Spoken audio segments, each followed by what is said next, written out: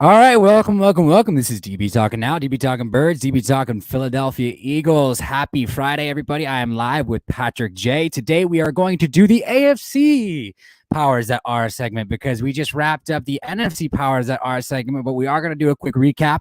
Obviously, it is still free agency, guys, which is crazy because it's only the third day of free agency, and so much has already happened. So we're obviously going to touch on that. We're going to talk about trade rumors. We're going to talk about Desean Watson. And of course, we're going to talk about our beloved Philadelphia Eagles, who, Patrick, they just signed safety Anthony Harris, who is tied for first as far as PFF grades are concerned with about a 90.1. Talk a little bit about this signing for the Philadelphia Eagles, my man. And by the way, dude, happy Saturday or happy Friday. Happy Friday. Happy Friday. Yeah, it's a good deal, man. 1 year, $5 million contract. So I mean, it's team friendly for sure.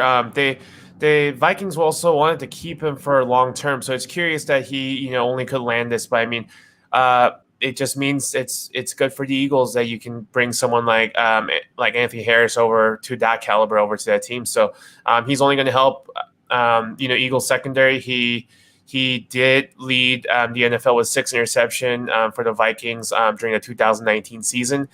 He did have a little bit of a step back in 2020, but I mean, like I said, considering he's only 29 years old, he's entering in his prime. Huge signing for the Eagles right here. I agree. No, I agree. And Anthony Harris is one of those guys that I absolutely love because I do remember him being one of the top playmakers in that secondary during that time where it was really tough. It was really tough to go against them. In fact, our 2017 Super Bowl season was one of those years where the Vikings defense was just absolutely stellar, with the likes of like Mackenzie Alexander, I think was one of those guys on that team. And just a bunch of other guys that were part of that defense that I just can't think of off the top of my head.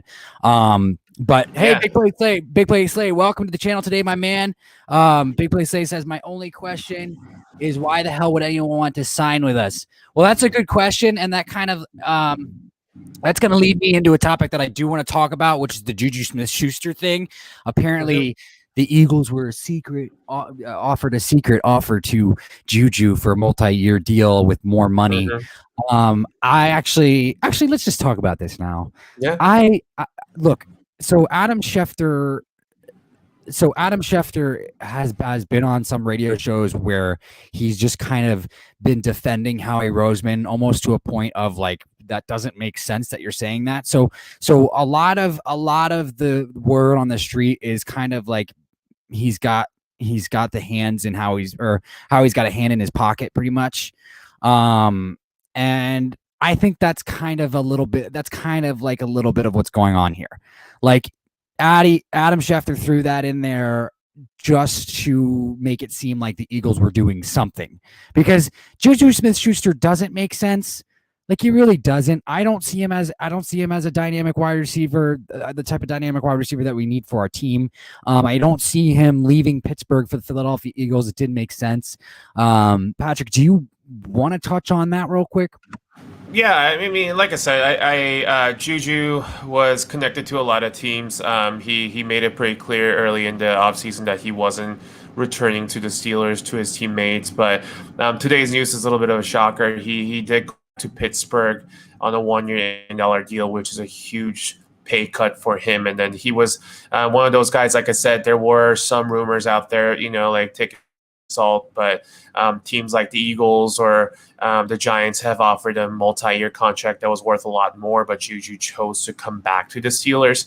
And then he took a pay cut, he said, because Steelers are in a really peculiar cap situation, so he wanted to make sure that he can fit into their equation too. So it's regardless of whether you believe in Juju or not,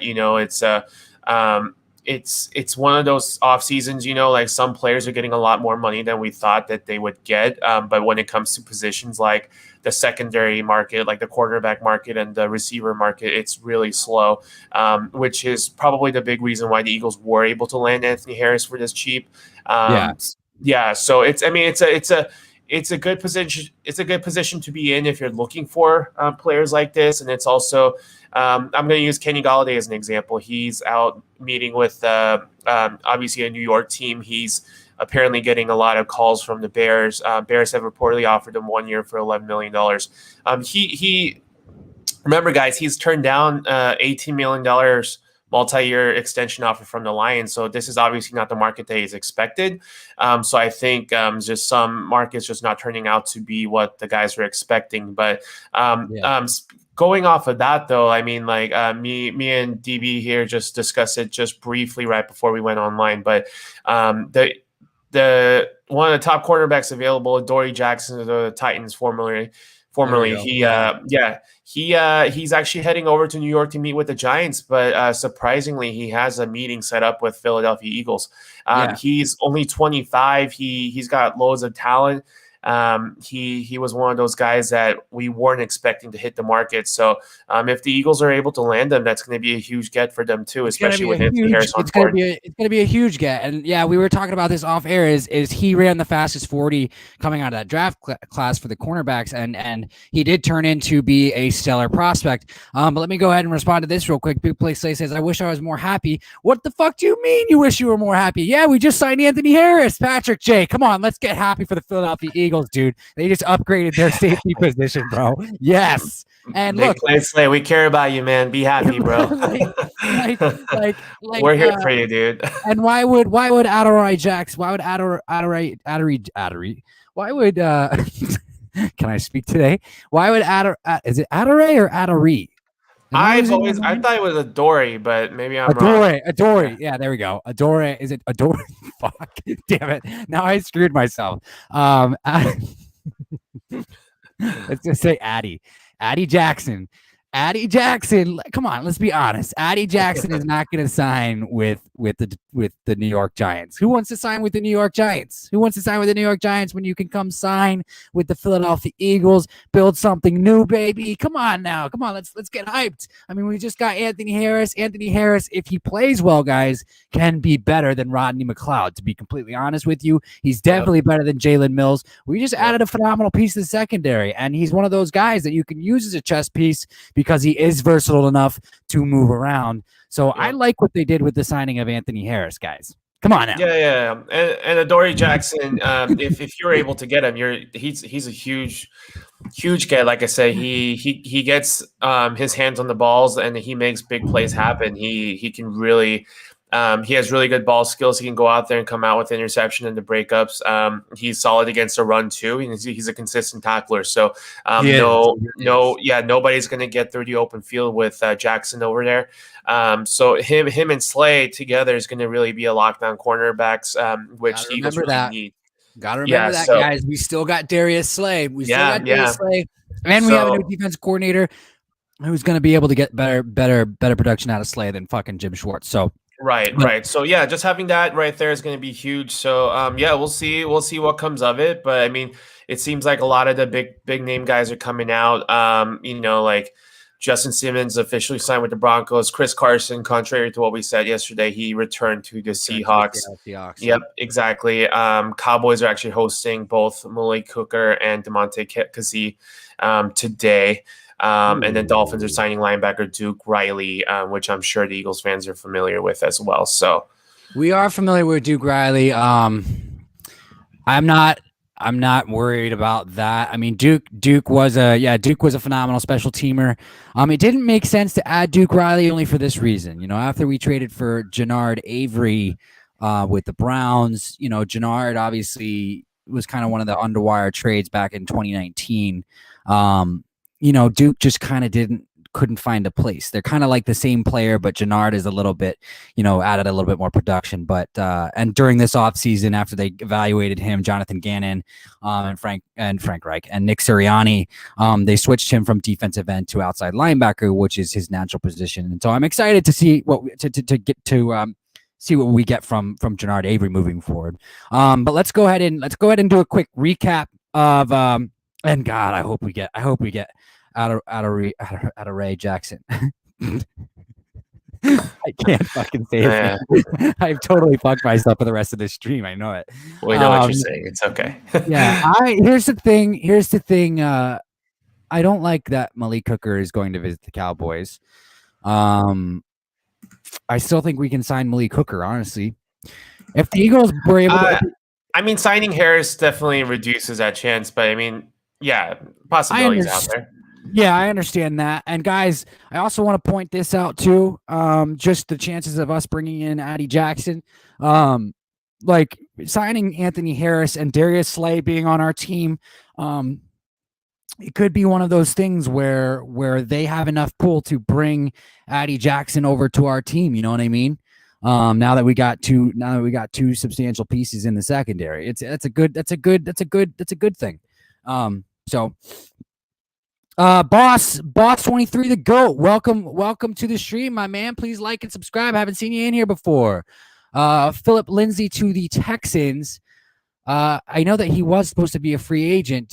Can you confirm that with me, Patrick? That's interesting. Philip Lindsay to the Texans. Philip Lindsay is a free agent, and he was visiting a couple teams recently. So I haven't seen anything. I think the Texans are signing him. Last I checked, they were working on a 1-year deal worth about $3.25 million. So I think that is going down. Yeah, I can confirm that they actually have reached an agreement for the exact amount with up to $500,000 in upside. So.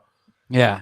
No, okay, all right, nice. That's a really good get for them. I mean, I like Philip Lindsay. He's a phenomenal running back. Still He's think a decent back. Yeah, he's a decent back out there. Still young, but he's got decent legs up there. He shared the backfield with Melvin Gordon. And at times he showed that he can be a premier back. So we'll see what he can do.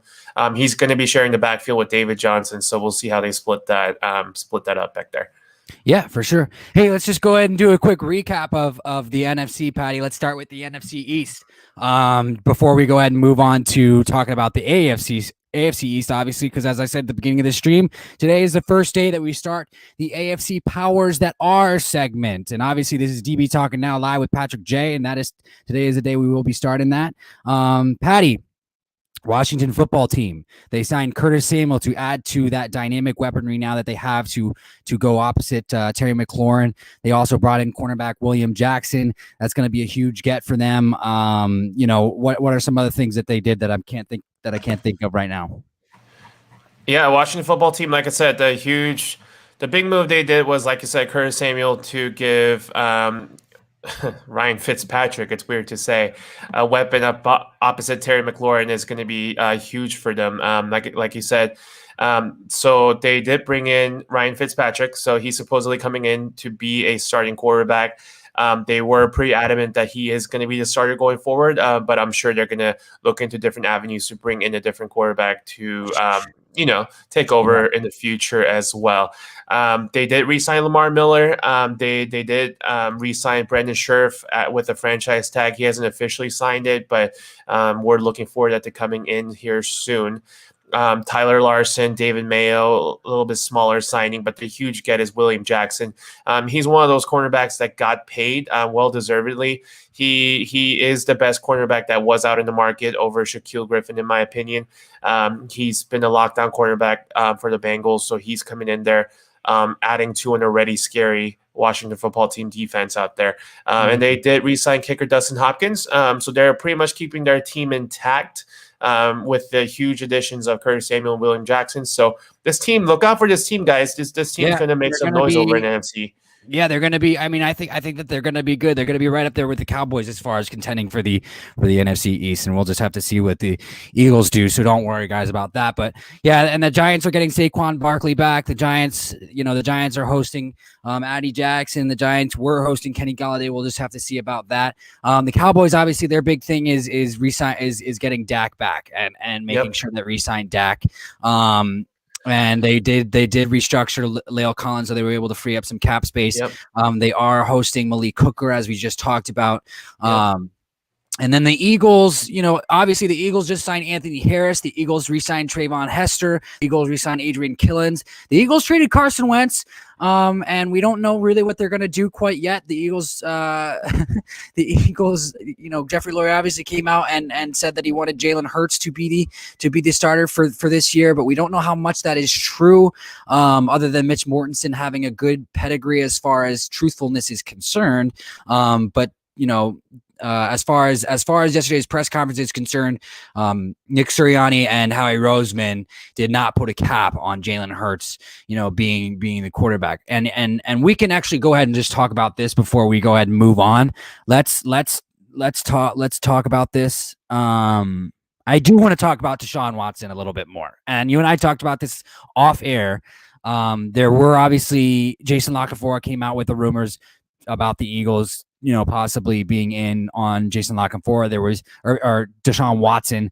There was more that came out this morning that Howie was interested, how he would give everything for Desean Watson. And I sent you a message last night saying, honestly, the dude's only 25. If it were me, I would trade Jalen Hurts and a first this year and a first next year and possibly a third. Now, before anybody jumps on me for this, we're going to explain for Desean Watson. I mean, I'll jump in too. I've said this. If you go back to about a month ago, I did mention there's only 5 or 6 teams in this league that shouldn't be calling the Texans when Desean Watson was available. Like Desean Watson is that good. There's only a few teams that wouldn't be improving by getting Desean Watson. I even said teams that have established quarterbacks that are younger, even the Cardinals were even thinking about trading Kyler Murray to get Desean Watson. So if you're in a position to get a quarterback of this caliber, and like DB said, he is still young, he has a lot of floater potential still. You give him a call and you see what it's going to take to get this guy over to you, because he's that kind of difference maker in this league. I am totally on board as far as on the Eagles' point of view to trade Jalen Hurts to a couple of different picks to get this kind of quarterback over, because he's going to be that kind of difference maker right away for the Eagles. But we are also aware of the allegations that's going on. Exactly. There's quite a bit of an allegation, so we are a little bit more careful to speak on it because the situation that's been arising is a fairly serious one. It seems like there's more and more news and more people that are getting involved, and it's something that we don't want anyone to be hurt or be in that situation as far as these women are concerned. But at the same time, we want to give Desean Watson a due diligence as well. These are, like I said, allegations, and we don't know exactly where this is heading. So we don't want to say that Desean Watson is doing all this thing. We just don't know. This is on the surface level too. So yeah, we're a little bit more careful to talk about it. If once this gets cleared up one way or the other, we will maybe bring this up again. But for now, we just want to kind of be at the surface level that, if this is a possibility, that's something that we should definitely explore into. Yeah, no, definitely. And that's the thing is we'll just have to see how that entire thing plays out. Let's go ahead and address this real quick, just because Boss 23 is new to the channel. Would you take back Nick Foles? I've talked about this before. Boss 23, I mean, that's a phenomenal question. The reason why it's a phenomenal question, just because before Carson was traded, there were the rumors that he was going to go to the Bears and that Nick Foles was possibly in the mix. And I completely went off the rocker when it came to that, because while I love Nicky Six, I would not bring him back to Philadelphia. And the reason why is I think that would just be adding layers to the dysfunctionality that's already going on. Nick Foles does have the statue outside the stadium, and I don't want Jalen Hurts. I don't want there to be any chance that Jalen Hurts goes through what Carson went through when Nick Foles was here in Philadelphia. And there is the Folesian Society that would probably come out. And as soon as Jalen Hurts started to do poorly, they would call for Nick Foles, and it would just be the same old mess all over again. And so that's the only reason why I think we need a fresh start moving forward. And that means, kind of moving in a new direction. So no, I would not bring Nick Foles back to Philadelphia, but I do understand where you're coming from on that one. All right. So let's go ahead and move on. All right. So let's go ahead and move on to the NFC West, Patrick. We want to go ahead and finish them up actually before we finish the NFC recap. Okay. There's not much to. I mean, there's not much to talk about. The 49ers. I don't think we finish up on the 49ers. Yeah, I think. I mean, we'll do like a real quick one. I mean, just Yeah. just to give NFC West a little opportunity. I guess we barely touched on them, but we'll start from the top. The team that's been most active is the Arizona Cardinals. They did sign J.J. Watt to the 2-year contract.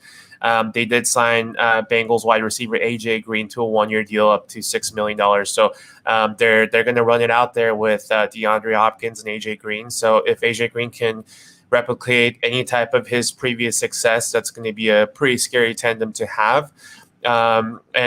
And Arizona Cardinals are also fortifying their offensive line. They are bringing back their left side with DJ Humphries and Justin Pugh coming back. They just re-signed their right tackle Kelvin Beachum, and they also got a Pro Bowler Rodney Hudson, who is one of the most celebrated centers in the league for a 3rd-round pick with the Raiders too. So yeah, and then they filled out their roster. They signed the kicker Matt Prater to 2-year deal. They got Marcus Golden back for 2-year deals. So their team's rounding out pretty nicely. Cardinals were recently tied to Kyle Fuller. They did call him for a visit over, so that's going to be a huge get too. So Cardinals are definitely going to go all in mode with Kyler Murray's next 2 years on a rookie contract. As far as let's see, moving on to the Rams, they did make the huge deal getting Matthew Stafford over Jared Goff. That in itself is a huge upgrade. But one thing to keep in mind about the Rams is they barely have any draft picks going forward. They sell all their draft picks and they don't. Yeah, that's 5 first-round picks in Yeah, like yeah, 2 years, man. So exactly. Yeah, if you so look through their upcoming draft picks, it's pretty barren. So they got to get creative because they don't have a whole lot of cap space either. I They feel did like sign. Go ahead. yeah, go ahead. No, they did sign Leonard Floyd to the 4-year contract. So other than that, they haven't done a whole lot. So they are in that weird situation. They have a good team where they can put it out there as it is, and they should be able to compete for the NFC West title, especially with Stafford out there. But like their future does look a little bit bleak with not having a whole lot of assets going forward, and Stafford's not getting too young either. So yeah, give me your thoughts on the Rams, dude. Yeah, I mean, I guess I agree. I mean, the thing is this is I feel like I've touched on this before. I feel like Sean McVay feels like he's in a prime position to continue to contend, and I guess I agree with that in this case. I mean, they do have the weapons. I think that he just thought that they were a quarterback. They were a little bit better of quarterback play away, and we'll just have to see how that pans out with adding Matthew Stafford. I do believe Matthew Stafford has a few years left in the tank. We've talked about that. We'll have to see what that looks like. I do believe he's better than Jared Goff. So I do believe that he'll be able to bring some more to that team. But I still think that they could probably add, some more pieces to that offensive line there. What do you think about that, Patrick? No, absolutely. I think the biggest detriment that they have is the cap space. So I'm sure they're working behind the scenes, but Rams actually haven't been tied to a whole lot of free agents. So it's interesting. Like they're not doing a whole lot. So we'll see if that's what they're trying to run it out with. And they lost Gerald Everett. So I mean, I wonder if they could be one of those secret teams in play for Zach Ertz. I'm always tying it back to Zach Ertz because I'm waiting for the day where he gets traded. He's got to get traded. Yeah. I'm putting my pennies on it because I don't want to put anything more than that because it's such a fluid situation. But like I said, I'm looking at either the Chargers still, even after the signing of Cook, but I'm also looking at the Colts too. So those are the teams I'd be betting on at the moment. Let's see, where were we? Rapid fire. 49ers. The team with questions, also questions at the quarterback mark. Is Jimmy G going to come back? Is Jimmy G headed back to the Patriots? And if so, who are they getting as a quarterback? Who knows, man? I know we kind of talked about it. Joe Flacco is in town speaking about contracts, but highly doubt that's for the starting position. I know 49ers would love to trade up to get a quarterback of the future here. So I mean, this is if teams like the Eagles or teams like the Falcons, if they're looking to trade back and still pick up more pieces. Teams like the Niners is who you're looking at because they want to trade up and get the quarterback of the future. But they did sign their fullback, who is an essential part of their offense. They did sign Trent Williams to that expensive contract, 6 years worth almost up to $140 million. They did get a new center in Alex Mack at a cheap 1 year, $5.5 million deal. And then a lot of the other deals are more of a housekeeping deal. They did bring Jason Verrett in. They did bring in Emmanuel Mosley. They did bring in Trent Sherfield from Arizona Cardinals, who's been a very serviceable special teams guy. And then that leads us to Seattle Seahawks, who starts and ends with Russell Wilson talks, because you and I believe we still agree that Russell Wilson is going to get traded, right? No, exactly. And who that's going to be to, I don't know, whether it's going to be the Oakland Raiders, the Las Vegas Raiders, or whether it's going to be to the Bears. Obviously, the reports were that the Bears, made that hefty package, or if the Eagles become a secret team, dude, I don't know. It's possible. We know how much Howie Roseman is obsessed with Russell Wilson, and for Jalen Hurts to learn under the tutelage of Russell would be big. But I just don't see that. I just don't see that happening. I love this though. Howie Sirianni said, "This is a good stream. I listen to this and make sure I do opposite of what you guys want me to do." Hey, thanks, man. That's so Howie Roseman of you. I appreciate that. At least he sticks to what he does best. Yeah, I know, right? King says trade for Dk Metcalf. Let's just engage with our listeners real quick. Trade for Dk Metcalf for me, Howie. Hold on. Howie Sirianni says done. Thank you. I love these conversations, bro. It's always so fun. That's why I was laughing like randomly. Howie, let me offer them Jalen Hurts, Lane Johnson, Darius Slay, 6 picks, and next 8 first rounders for DK for you, bro. Man. Hey, man, King Miro, you asked for it, and he's getting it. So. This Howie guy is the best, says Dak is king. Yeah, of course he's the best to you because he just asked 8 first rounders and you're a Cowboys fan. Yeah, I mean, I think the biggest thing right now going for the Seattle Seahawks is re-signing Chris Carson. As far as additions are concerned. So we'll just have to see what happens. Again, it's a question mark regarding them. NFC North, obviously Packers. I think the biggest thing for them is just for him and Matt LaFleur to continue to build continuity, and by him I mean Aaron Rodgers. Re-signing Aaron Jones was obviously huge. I think that they need to get weapons opposite Devontae Adams. I think that will be a plus thing for them. I still see them as a possible secretive trade partner for Zach Ertz. I think him and Aaron Rodgers would be really good together. The other thing, moving on, Chicago Bears, I think they need to add a power runner. And I think that they should try again to make a strong push for Russell Wilson. Andy Dalton doesn't really, they signed Andy Dalton. It doesn't really wow me. I think that they need to go out and grab a quarterback. And I think in one of me and Patrick's first mock drafts, I said the first shocker is that they take Mac Jones. And I believe that's pick 20, right? Pick 20. Yes, sir. I think. Yeah. Pick 20, Mac Jones. I could see the Bears doing that. That's a possibility, but we'll just have to see. They lost some playmakers. They have to get Allen Robinson re-signed. He doesn't like playing on the tag. So they've got to they got to dish out some money too. The other thing is this. Let's see.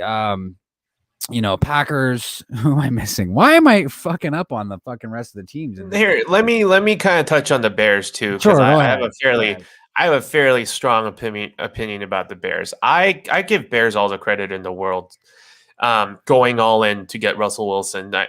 From what we heard, they offered 3 first-round picks, a third, and 2 starters. Which one of them supposedly was Kyle Fuller. That's a fairly big package. They did what they could to get Russell, but they didn't. So here's the thing: they go out and get Andy Dalton, and then if you look at Andy Dalton and Mitchell Trubisky, who they had last season, and then put them side by side, surprise, surprise, according to PFF, Mitchell Trubisky is actually a better quarterback. So they took a step back there. And then I hate to talk about an NFL team like this, but this is what a poorly run NFL franchise looks like.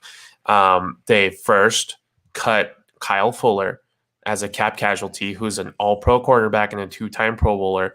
And then instead of trading him like the Raiders did to get Rodney Hudson for a third rounder, they just decided to release him because, again, cap casualty, which enraged a couple other players.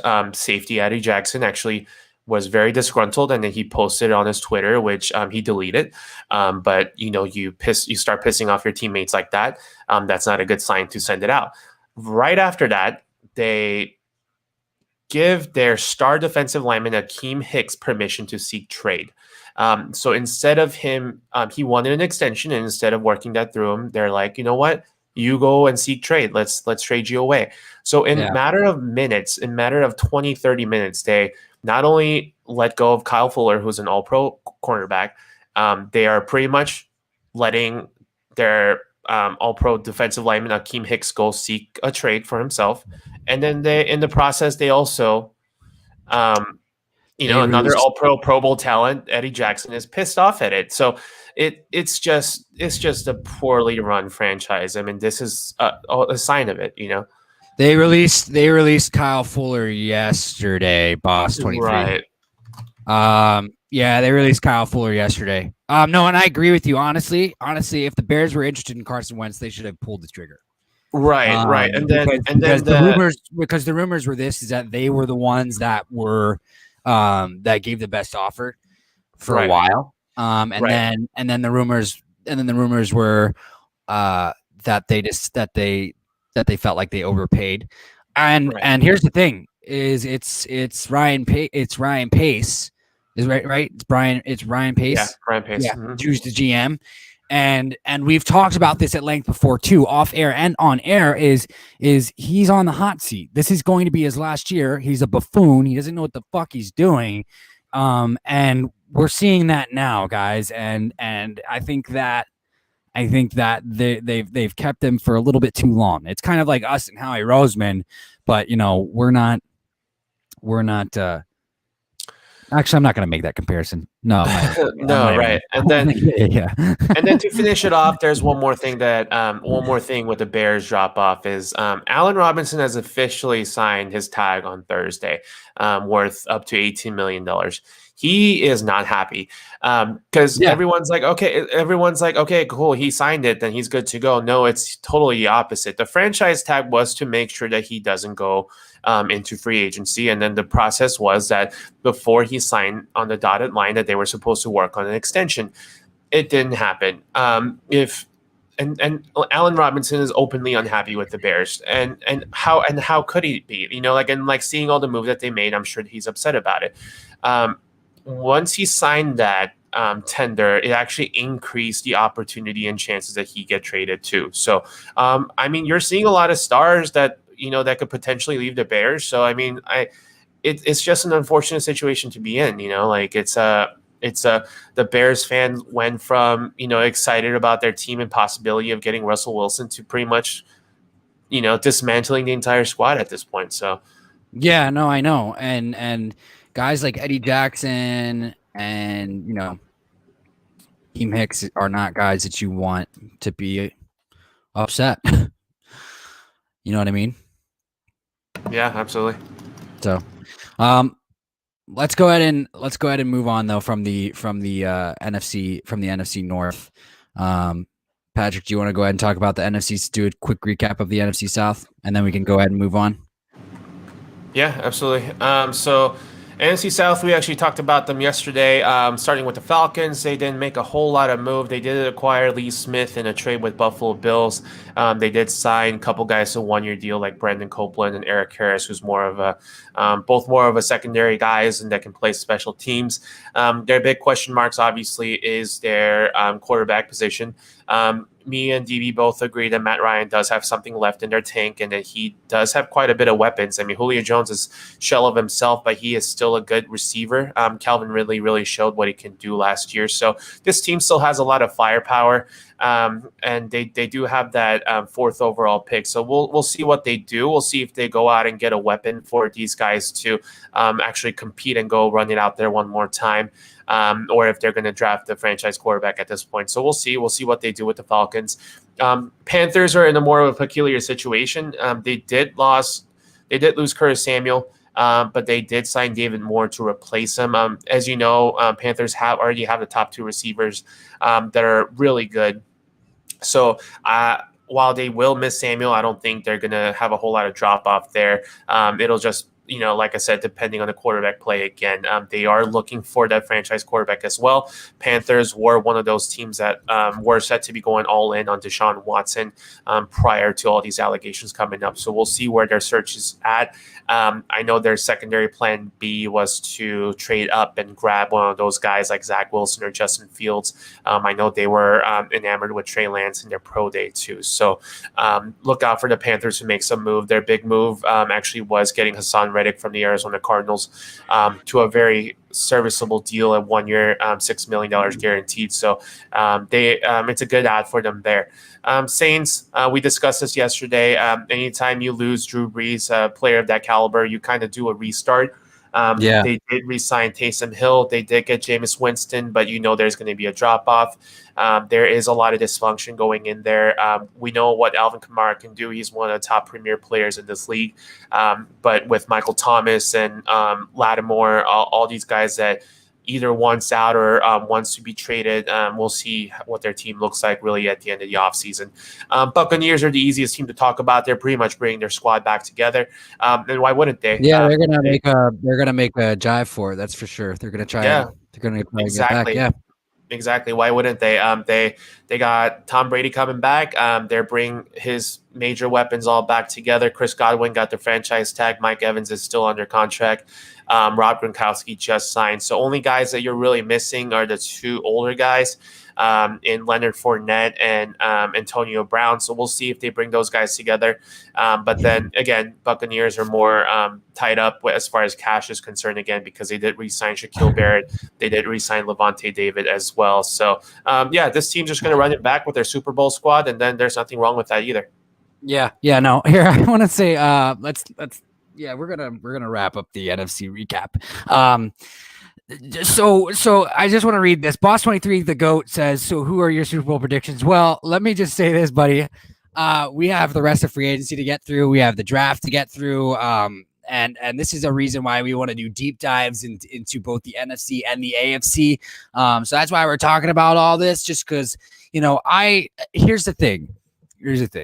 We talked a little bit about this yesterday. Brady, especially the Buccaneers, because I think that they have a strong chance. I think, and we talked about this in the form of we think that the only real team in the NFC right now that can actually, probably challenge them is probably the Packers. There are a few others. The Saints are going to take a step back with the retirement of Drew Brees.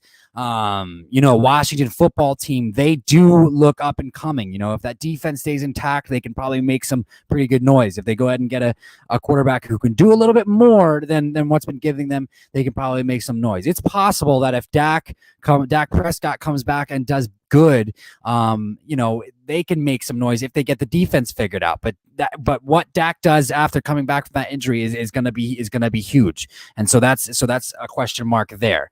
And here's the thing why I can't answer that question right now is because just like we just saw with the Buccaneers, a team can go from 4-12 to 11-5 and any season. It's a season to season league. You know what I mean? So right now it's been put out there that the Eagles have one of the easiest schedules. I try not to put too much sense into that because like I just said, we can see that switch on a dime like that. But let's go ahead and talk about the AFC East, Patrick. Let's go ahead and start off with one of your favorite teams, my man. Let's go ahead and start off with the Jets. We won't even talk about the crazy team that is the New England Patriots, who kicked off this crazy free agency period. But we can talk about your Jets. Go ahead. What do the Jets need? What do the up-and-coming Jets to help themselves, because they've had the longest rebuild in NFL history that I can possibly remember. Oh yeah, yeah. Bad coaching hires is part of that, dude. Bad coaching hires has to be a part Absolutely. of that. Adam Gay's hire was bad to start with. There's no, I mean, we all knew this. The moment Adam Gase came in for his first press conference, we're like, okay, there goes another next couple of years. We're looking at 2022 now. So, and it's an ever ending cycle. You think you start your season like 0-4, 0-5, 0-6. We're like, okay, here we go again. But at the end of the day, we're like, Trevor Lawrence is coming up. But That's like guess what? clockwork for you, buddy. Exactly, That's like exactly, clockwork for you. exactly. And then one thing that was guaranteed to the Jets fan was Trevor Lawrence was coming, and of course that didn't happen. And of course, you're having such a beautiful dream until like 3:00 in the morning, and then you hit that weird little nightmare. Exactly. So we're like, where Trevor Lawrence is not coming. And then, you start hearing it in the offseason. Desean Watson is coming because he wants to come here, but then that goes to wayside. And then you're like, like whatever. And then like next thing you know, we're looking at Zach Wilson as our savior, which might not be the best thing in the world. But at the same time, Zach Wilson, I think that's my prediction as who is going to be there as a starting quarterback with the second overall pick. Boss 23. I appreciate you coming in and joining today. Thank you for your contributions, man. Let's just do a quick Super Bowl prediction real quick. Boss 23. Just some fucking fun. Yeah, Boss 23, come back by. We do this almost daily. So at the same time, we talk a lot of football, not just the Eagles. We try to keep it fun and engaged conversation. So Super Bowl prediction, man. Buccaneers and the Chiefs again. How about it? I'm gonna make it a little bit more interesting. Dude. God, you go first. Let me think about this one. I just did. I'll change it though. I'll change it. You know what? Yeah, we're gonna laugh about this later. So it's I know for a fact. I'm gonna go. Conventional wisdom. You say Chiefs versus Buccaneers. Chiefs versus Packers. I'm gonna go Baltimore Ravens against the Arizona Cardinals. You're insane. I am insane. And then if that doesn't work out, I'm going to go with Miami Dolphins against Washington football team. That's what I look at. No, actually, but I do like you going with a sleeper pick there. Here's what I'll say. If it's not the Chiefs, I'm going to say Buffalo Bills versus the Green Bay Packers. Nice. See, I like these underdog picks. Like everybody's like, it's gonna be the Chiefs, it's gonna be the Bucks, but you gotta mix it up a little bit. Yeah, I like Bills versus Packers. I even like Bills versus Washington football team, even though they're from my division. I do like that. Sorry, Dak is king. I'm not gonna throw the Cowboys in there just cause. Just kidding, bro. Here's the thing, though. Everybody. There's a scenario somewhere. Here's the thing, though. You and I both agree. Look out for Washington football team. They are gonna be a good team this season. Oh, Dak is king. He says he's gonna finish this. Hey, Howie, what about is Howie still here? What does he think about his Eagles making the Super Bowl? F in the chat, please. I don't know what King's talking about. Let's move on to the Jets. Let's get back.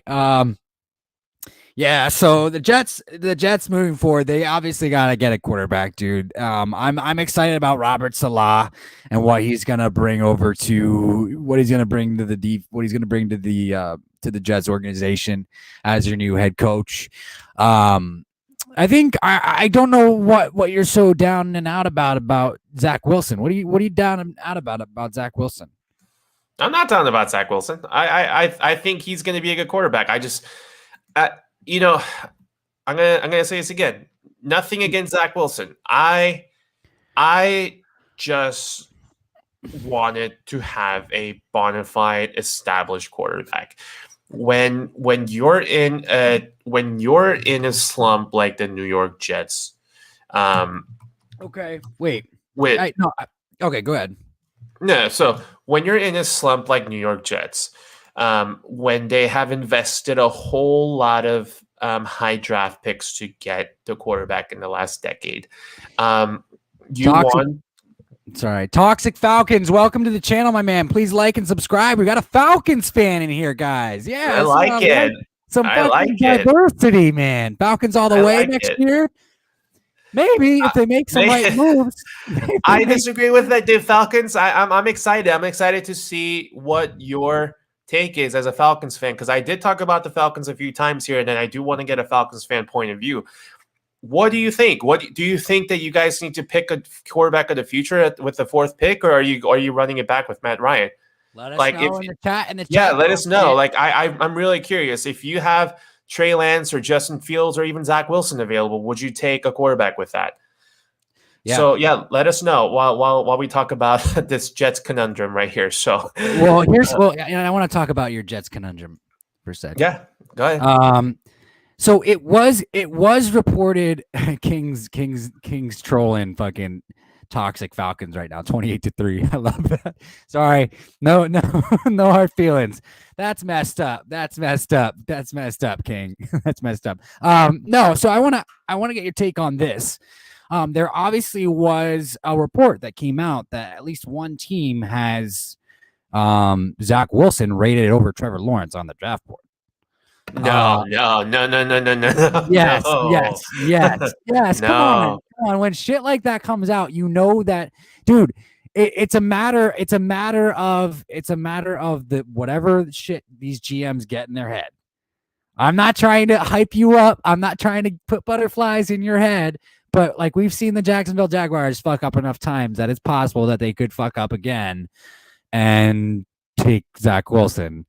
I've seen enough mock drafts where it's possible. Yeah, okay, here's the thing. So let me finish this. Let me finish this. All right, go. Here's the thing. There's no problem with the Jets taking Zach Wilson or whoever. I think there's 3 quarterbacks that I believe in this draft.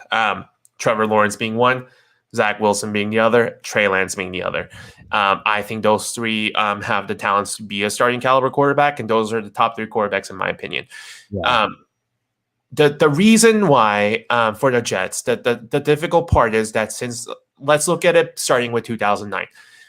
The Jets invested their high draft pick in who? Mark Sanchez, right?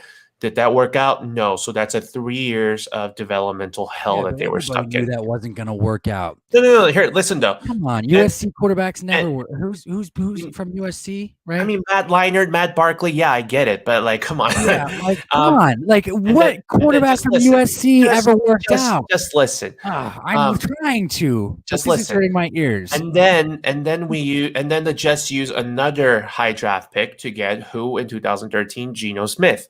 Did that work out? Absolutely not. And then they turned it over to Michael Vick for a couple games, and then who comes in? Ryan Fitzpatrick. That is probably the best that the Jets have played, and that is a sad part. Ryan Fitzpatrick and Josh McCown era was probably the highlight of the Jets in this past decade.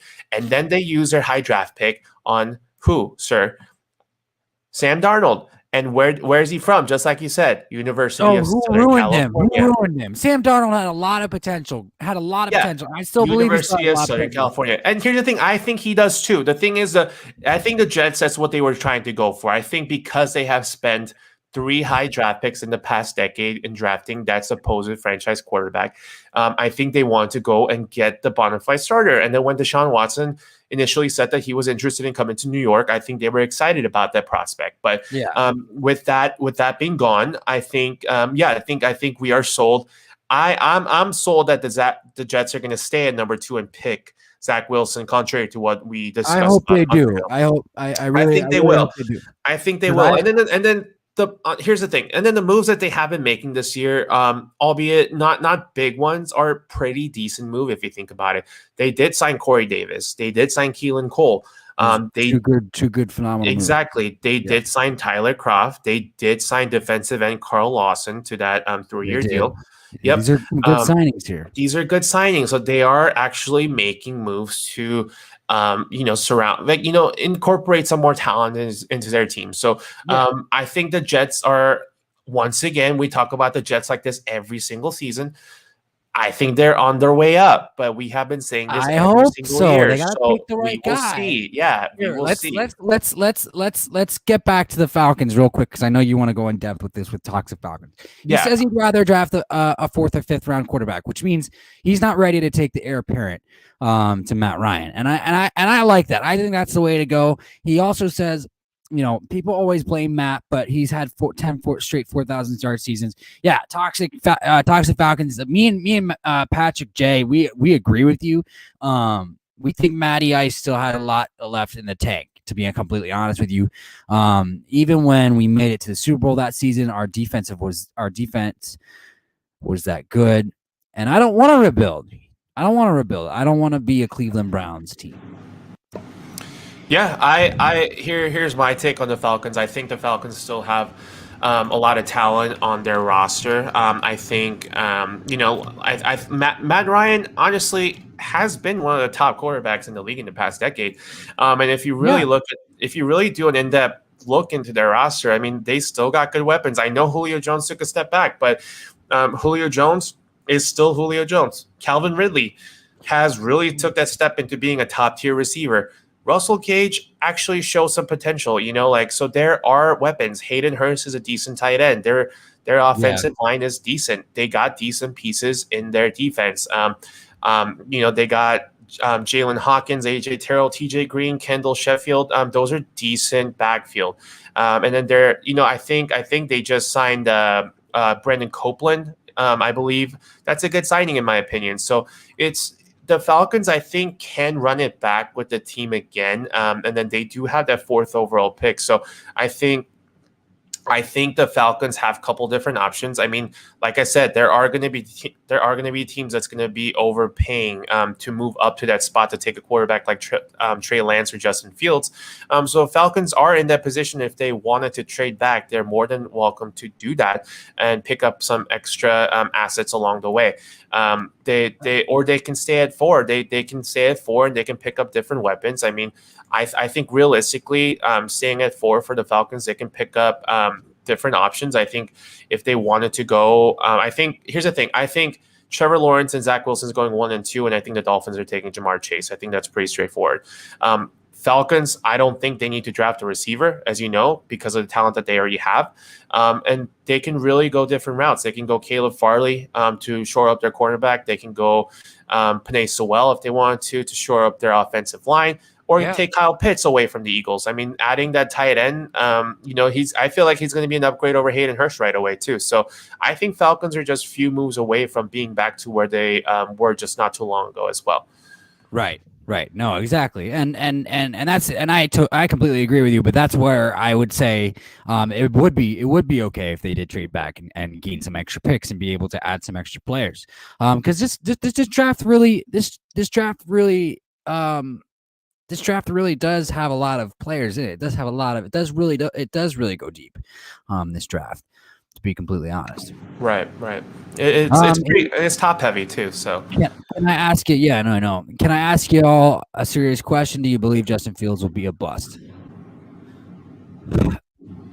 Well, Patrick, I'm gonna talk to you about this honestly. As the days go by, I start to believe that he will be the bust out of these 5 quarterbacks.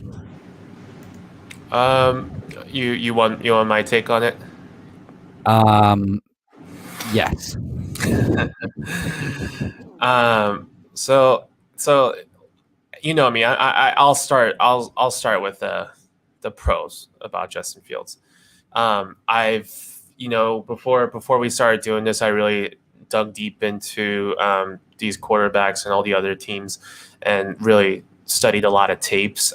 So I like to say I'm pretty familiar with Justin Fields. So as a passer, he's he has a lot of abilities. He can throw the ball accurately. He's got good rhythm and anticipation. If you see Justin Fields after the snap, he looks natural. He's very poised. He seems to survey the field really well, and he's got a good arm strength that can really put the ball vertically. It might not be like one of those fast balls, but it's very catchable balls. So if you look at the receivers on the other end, they don't have to make a whole lot of effort. He's very accurate, and he can really throw downfield really well too. He does a good job of protecting the football too, and he doesn't really give away a lot of turnovers. He doesn't have a whole lot of fumble history. He doesn't have a whole lot of interception history, so he knows how to take care of the ball really well too. He's got a good shiftness. He's elusive, so he's one of those guys that can always come in there and then do different things, of course, and kind of like help out the football team like in that sense too. So the main thing for me when it comes to Justin Fields, I think we lost DB here for a little bit, is he does have some tendencies to be raw. Raw is the best thing to say. He's very raw. He does have some developmental issues. He's limited as far as like being a starter is concerned. His field vision is little lack thereof, in my opinion, and then he needs to speed up the process as far as like his progression and the reading the coverage is concerned too. So, do I think he's going to be a bust? I don't know. I think he has capabilities to be a good quarterback, like a surprise quarterback, like Dak Prescott was. But it's going to take some development. But to answer your question, if exactly, Toxic Falcons fan, I think we got DB just back here. So if it was, just to answer your question, if it was up to me, with all those being said, if I had to pick one quarterback that's gonna be a bust, I hate to use that word because I think all these quarterbacks have a chance to be a good starting quarterback in this league. It's probably Justin Fields. I think Trevor Lawrence is as sure as you can get. Ever since Andrew Luck, he's probably the most sure bet quarterback. Zach Wilson is one of those cerebral guys, but he fits the mold of what you're looking for in today's NFL. And Trey Lance, again, he's kind of shot up on the boards too. So, and it's unfair to put like guys like Mac Jones on this because I mean they are more of a developmental guy. So out of the top guys, I think Justin Fields definitely is one of those guys that can be a bust. And then like I said, he does have good intangibles and he does have good skill sets, like I said, but his weaknesses are pretty glaring. He does have a poor pocket awareness. Like I said, he freezes up when he sees blitz, rather than he doesn't have that kind of athleticism, in my opinion, to really shift away and extend plays. He doesn't really recognize a blitz until it's right in front of him. So his field vision needs work. And he only had 1.5 seasons as a starter too. So he's really raw. You're taking a lottery ticket. I mean, we say this about the quarterbacks in the draft anytime. They're lottery tickets, but Justin Fields is sorry about that, guys. I have a friend visiting from out of town that I haven't seen in like 6 years, so I apologize about that. And so they were kind of interrupting me, but I appreciate your guys' patience. Thank you so much. Yeah, no, and I want to touch on the Justin Fields thing. I think it's gonna take. But just because he does need some of that extra work, it is gonna take the right coach. He's gonna need to go to the right situation. But I do believe he does have top end potential though. So whether or not, when I say he's going to be the bust out of this top 5, I do say that lightly. I really do. I think I do have high regard for each one of these quarterbacks, but I also feel the same way about Trey Lance. Like I don't think that he's going to be a bust, but I do think that he is one of those guys that needs to that is going to need the right coach to be able to work with him because of one, he doesn't have a lot of games. He doesn't have a lot of games behind his belt. But obviously he does have some tools that are extraordinarily impressive, like the lack of interceptions and things like that, lack of turnovers. That's one of those things that is pretty phenomenal. But one of the things is that coming from a small school for Trey Lance is one of those things that Patrick and I have talked about that does still scare me off. But I do believe that Justin Fields does have top end potential, and we'll just have to see. I mean, I think. What do you think, Patrick? Yeah, yeah. I I mean, think sorry, like, while you were gone, I kind of touched on all my things, you know. Kind of to recap, I don't want to go on a long tangent again, but yeah, he does have the high. There is a reason why he's touted as a third best quarterback, fourth best quarterback in this, because he does have those intangibles, you know, to be a good starting quarterback, and he does have the size to do so. And he is from a SEC school, which produces a lot of good quarterbacks, but we'll see. I mean, like just like Aaron Murray's of the world, you know, like not all quarterbacks like this turn out. It totally depends on a system that they get put in. Because you can have all kinds of intangibles and talent in the world. You just have to be put in the correct situation. So that'll also depend on that too. But like I said, I don't put like the boom or bust kind of thing on a prospect because I do want to see them. Their skill set translate into the it NFL level depends before I say on anything. and it depends on so much too. Exactly. Yeah. But Like, and it's like Sam Darnold, honestly. It's like yeah, exactly. it's like Jared Exactly. Goff with Jeff Fisher. It's like, Nick Exactly. Foles with Jeff And then it's like Fisher. same thing. Same thing with the fifth and sixth best quarterbacks so far, like that we're seeing like Kyle Trask and Mac Jones. They do have their like strengths obviously, but we'll see. They have to be put in the right situation, and then they all come with cons too, and weaknesses that they, with the proper coaching and then hard work, they can shore that up. So depending on you can have the best quarterback in the world, but if you put them in a team that doesn't have a right type of scheme or the right type of players to run that scheme, they're not going to be successful. So For sure. And then let's just touch on. Well, I mean, Talks of Falcons. We're gonna touch on the quarterbacks again before the draft, and we can certainly do that this weekend. We usually do have a segment during each weekend where we touch on the draft prospects. So we'll talk about Mac Jones then. I love to talk about Mac Jones for some reason, even though I'm not as entirely high on him, but I'm not entirely low on him either.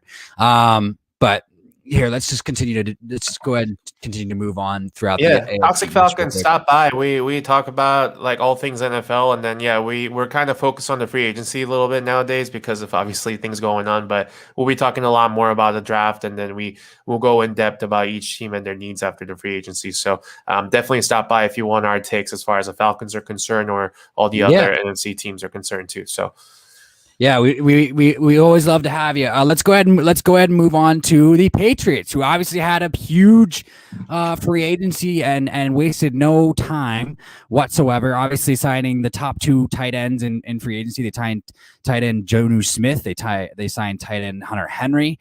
They also signed a guy that we're familiar with, Nelson Aguilar. And also they signed safety cornerback hybrid Jalen Mills. And talk about, Patrick, what else do you think? I mean, they signed Matthew Judon as well. What do you think the Patriots are up to? Obviously, I think that Bill Belichick is going insane and acting like Brady's ex-girlfriend. But but go ahead and talk about it a little bit, buddy. yeah, I mean that's exactly what he's doing. He saw them win. He saw Tom Brady going over there and winning, and he's like, you know what? I don't like this. I'm going to show you off. Toxic. Yeah. Toxic. No. Cam Newton is not going to show up. Cam Newton is not going to be the quarterback of that offense. I can tell you right now, Bill Belichick is so angry that he is not going to leave that offense up to Cam Newton. Go ahead, Patrick. No. So let me start with that. So it's me and DB talked about it here too. Cam Newton is not going to be a starting quarterback for the New England Patriots. I think they brought him over as an insurance, as a guy that ran their offense the year before. So he's one of those guys that's more of a insurance, like I said. And then the way that his deal is designed, the base value is only $5.1 million. So his guaranteed base salary is only $1.5 million. So they set him up. So if they need him to be a backup quarterback, it's only going to cost him $1.5 million bucks. And then most of it's designed as an incentive. So they know that he's more of an insurance policy more than anything. There's been talks for the Patriots looking at Jimmy Garoppolo, and I think that's one of the better trade targets for them. If they can bring Jimmy G back into fold, I'm sure Bill Belichick would love to have him back, but it just depends on what the 49ers do, because if the 49ers are able to land Deshaun Watson of the world or different quarterbacks and the free agency is concerned, and they're able to bring Jimmy G to the Patriots, which will be the best case scenario for them. And that's the thing. If all those things don't work out, they still at least have Cam Newton going forward. Patriots also are looking at they are scouting different quarterbacks. I know they're looking at Mac Jones as their draft option. As far as what I've seen, he's the only rookie quarterback I believe the Patriots have had a conversation with. So that's interesting to note. But as far as their other moves are concerned, it's insane. It's lengthy. I'm sure you guys all know, but they did sign Nelson Aguilar. They did sign Kendrick Bourne. So they did add to their receiving corps that already have Julian Edelman, and they do have N'Keal Harry, first-round pick out of Arizona State a couple of years ago. Double tight ends in the 12 personnel with Hunter Henry and Jonnu Smith coming over. Those are two top-tier tight ends there. So I'm excited for that. They did get Trent Brown back from the Raiders. And they did bring David Andrews, their center, back too. So they're fortifying their offensive line as well. And that's just the offense. They signed a 4-year deal with Dietrich Wise Jr., the defensive end. They did sign Devon Gotchu. I think I'm saying that right. Montravius Adams, Henry Anderson, Matt Judon is obviously a big ticket item here. They got Kyle Van Noy back. They get him back right away. And they still got the draft pick they traded to get him. So, I mean, that's a huge pickup for them to get him back, because he's a big locker room guy. Justin Bethel is coming back. He was a Pro Bowl special teamer for the Cardinals not too long ago, so he does have a lot of value for them too. For the Eagles fans that are familiar, I'm sure DB talked about it. Jalen Mills coming over. I'm excited to see how he fits into their scheme. And then they did re-sign Nick Folk as well. So, extensive list. I'm excited. As I did talk about, I'm excited to see Jalen Mills with Belichick get his hands on Jalen Mills. Guys, we did have so much to talk about today, so I want to make sure that we have a lot more time to talk about the rest of the AFC East, and so we're going to save that for tomorrow. I probably will do a quick check-in with you guys before the night ends, but I do appreciate all of you coming in and joining this evening, and thank you so much for joining. King Nero, Toxic Falcons, Dak is King, Howie Sirianni, even though don't really understand the combination there, but one love, brother. You guys stay safe and stay healthy. This is DB Talking Now, DB Talking Birds, DB Talking Philadelphia Eagles, live with Patrick J. You guys have a beautiful evening. One love, and go Birds, whatever bird you support. Shout out to you, Toxic Falcons.